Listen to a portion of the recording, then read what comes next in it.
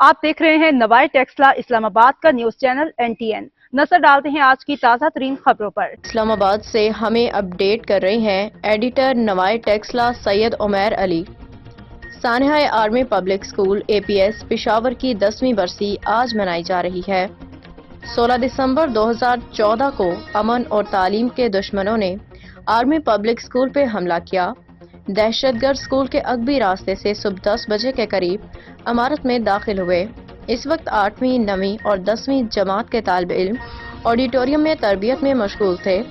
دہشت گردوں نے ہال میں داخل ہوتے ہی ہر طرف اندھا دھند فائرنگ شروع کر دی اور APS کی دیواروں کو خون سے رنگ دیا۔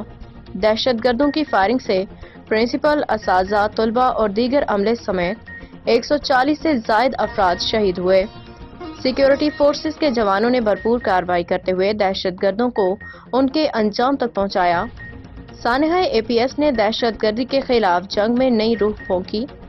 نیشنل ایکشن پلان تشکیل دیا گیا اور قبائلی علاقوں سے دہشت گردی کا خاتمہ ممکن ہوا۔ بادیزہ APS حملے میں ملوث 6 دہشت گردوں کو سیکیورٹی فورسز نے گرفتار کیا، جنہیں ملٹری کورٹس نے موت کی سزائیں بھی سنائی تھیں۔ سانحہ آرمی پبلک اسکول تو 10 سال بیت گئے، لیکن اس افسوسناک واقعے کی یادیں آج بھی دلوں میں زندہ ہیں۔ سانحہ APS اور سقوط ڈھاکہ یاد میں آج تعلیمی ادارے بند ہیں۔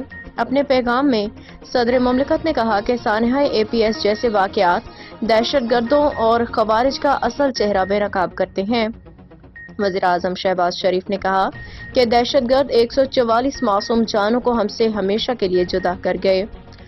وقت اس سانحے اور ان معصوم بچوں کی جدائی کا صدمہ مٹا نہیں سکتا۔